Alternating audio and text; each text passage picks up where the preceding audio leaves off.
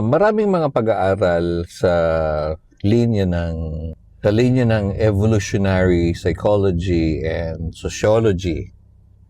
Ang lumalabas, study suggests that many women place their higher value on traits like financial stability, yes, intelligence, ambition, on emotional security than on physical appearance alone.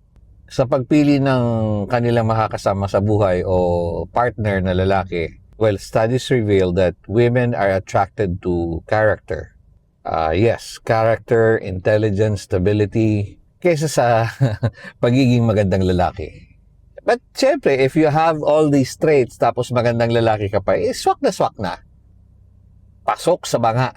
Sa research, lumalabas na nakadepende lahat ito sa long-time partnership preferences ng babae. Kung saan ang lalaki ay isang dependable provider.